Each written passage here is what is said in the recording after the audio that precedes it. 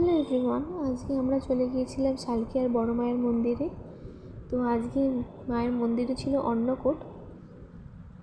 আমরা ফেসবুকে দেখে সবাই মিলে গিয়েছিলাম, আমি, বৌদি, দিদি আর পাশের বাড়ির একটা কাকিমা। তো আমরা সবাই মিলে গিয়েছিলাম, ফেসবুকে পোস্ট করা হয়েছিল, ফেসবুকে পোস্ট দেখেই আমরা গিয়েছিলাম যে আজকে বড় মায়ের মন্দিরে অন্নকূট আছে। তো সেই হিসাবেই আমরা গিয়েছিলাম। দেখো, আমরা এখন লাইন দিয়ে দাঁড়িয়ে আছি, মন্দিরের ভিতর পর্যন্ত লাইন, বাইরেও লাইন। আগের বারে বাইরের লাইন দিয়ে ভোগ নিতে হয়েছিল, তো খাবারটা আগের বারে বাইরেই দিচ্ছিল, তো এবারে মন্দিরের ভিতরে করা হয়েছে। দেখো, অনেকেই ভোগ প্রসাদ নিয়ে যাচ্ছে। তো আমরা লাইন দিয়ে দাঁড়িয়ে আছি। দেখো, এখানে ভোগ দেওয়া হচ্ছে। কী কারণে বা কিসের জন্য ভোগ দেওয়া হচ্ছে আমরা জানি না ঠিক, আমাদেরকে সেরকম কিছু জানানোও হয়নি ফেসবুক থেকে বা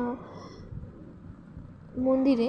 এরকম কোনো নোটিশ দেখলাম না যে কী উপলক্ষে এটা হচ্ছে অন্নকূটটা। দেখো, ঠাকুরের সামনে আরেকটা বড় মায়ের সামনে দেখতে পাবে একটা মালা পরানো আর একটা ঠাকুর আছে। যতদূর সম্ভবত ওই ঠাকুরটা কোনোদিন দেখিনি মন্দিরে, হয়তো আজ এসে, হয়তো ওই উপলক্ষেই হয়তো খাওয়ান দাওয়ানটা হচ্ছে। তো আমরা সবাই, তো এখানে প্রসাদ নেওয়ার জন্য আমরা সবাই মিলে দাঁড়িয়ে আছি।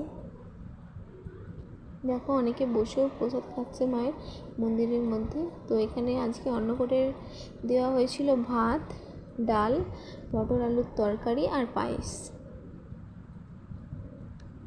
তো দেখো, এখানে আমরা লাইনে সামনাসামনি চলে গেছি, তো এখান থেকে আমরা প্রসাদ নিয়ে নিচ্ছি। দেখো, মায়েরকে কী সুন্দর করে সাজানো হয়েছে, মুখটা কী সুন্দর লাগছে, আজকে এরকমভাবে সাজানো হয়েছিল। আর এখানে দেখো আমরা প্রসাদ নিয়ে নিয়েছি। তো ভিডিওটা কেমন লাগলো জানিও।